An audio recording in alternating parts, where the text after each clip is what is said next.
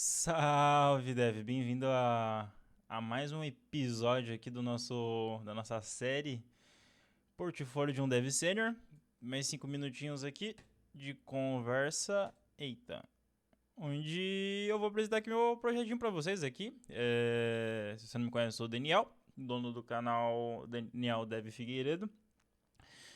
E basicamente essa série aqui, ela se trata de um problema que eu casei pra minha cabeça, que foi não desenvolver portfólio ao longo desses anos de trabalho.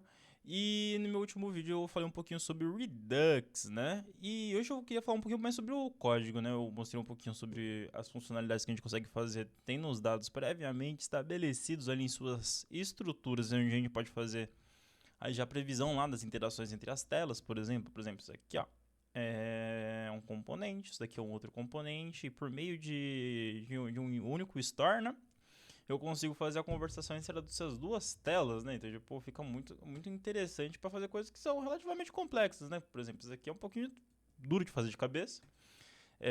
Além da facilidade de eu conseguir fazer isso daqui sem o back-end estar pronto ainda, ele não foi feito muita coisa ainda. Inclusive, eu tive a possibilidade, de, como eu estou fazendo o sistema inteirinho, de mudar de ideia referente aos modelos, né? Então, alguns campos eu achei que não faziam sentido para a regra de negócio que eu preciso, né?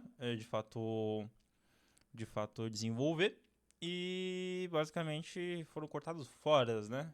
E aqui é bem interessante, eu estou usando o Reactive Forms, que é basicamente os formulários reativos, no qual a gente consegue fazer alterações aqui em tempo real, ele vai validando pra gente aqui se arrancou o valor total, ele vai desabilitar a possibilidade de você salvar, você bota de volta, ele volta.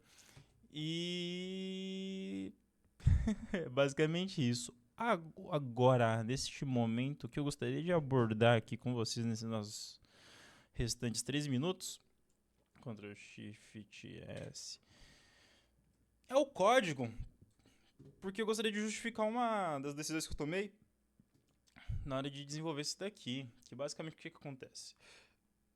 Eu estou usando o Angular Material meu cru sem criar novos componentes para serem aproveitados. E por que eu estou fazendo isso? Existe uma abordagem alternativa na qual os senhores conseguem fazer o seguinte: você pega os componentes da biblioteca que você está utilizando, você traz eles pro escopo do sistema, né? Por exemplo, você tem um select.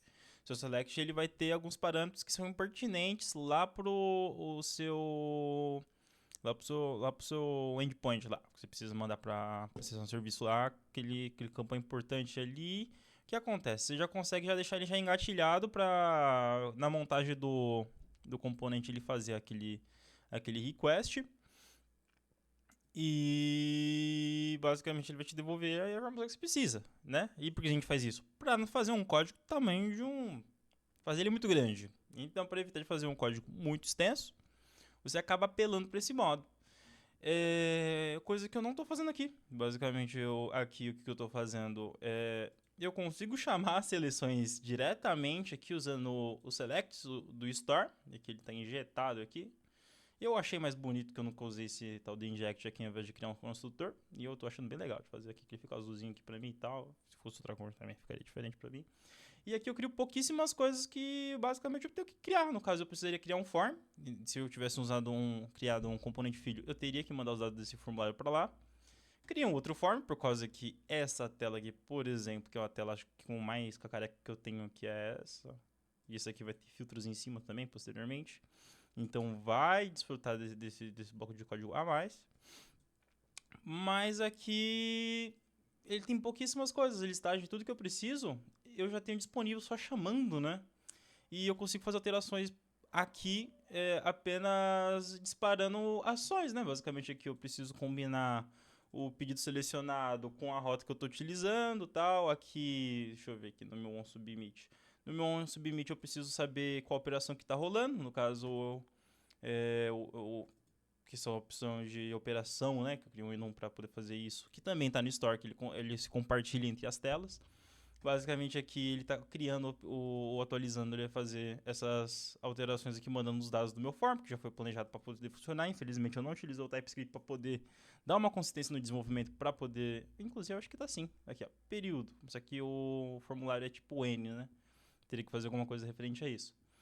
Mas enfim, então acaba sendo muito fácil e eu particularmente eu não sinto falta de usar componentes para eliminar um pouco de código, deixar ele só concluir.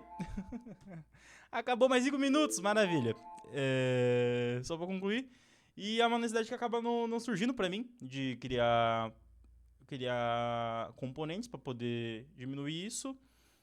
E eu tô usando um HTML que tá relativamente grande, porém ele não tá perdendo a utilidade, né? Ele não tá difícil de achar. Por exemplo, tem dois formulários lá no front, você vai conseguir identificar ele, você vai procurar que tem um formulário aqui e vai ter outro formulário aqui.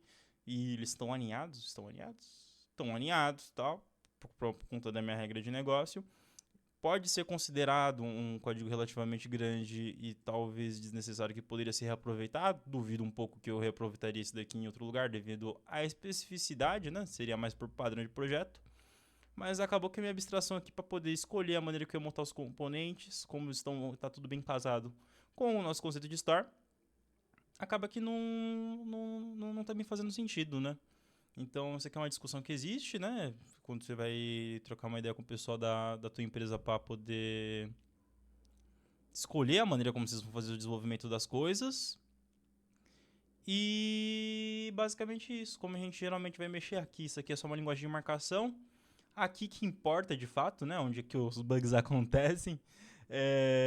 Aconteceria aqui e basicamente a gente tem essa limitação. E isso daqui não vai piorar, por causa que o service nunca vai vir aqui. Ele vai entrar nos effects que estão comentados, porque eu não estou usando atualmente, mas basicamente entraria aqui, que eu pegaria as, as actions e botaria valor nelas de maneira síncrona, utilizando os resources, né, que a gente vai ter no nosso back-end. Provavelmente amanhã eu já chego com vocês utilizando o nosso sistema em .NET Core. E vocês vão ver como que tá funcionando lá. E eu já tô com erro no sistema, tem que corrigir isso daqui. Beleza? Falou! Cadê onde que corta? Onde é que corta? Onde é que corta? Onde é que corta? Onde é que corta? Onde é que corta? Onde é que corta? Onde é que corta? Ah, achei.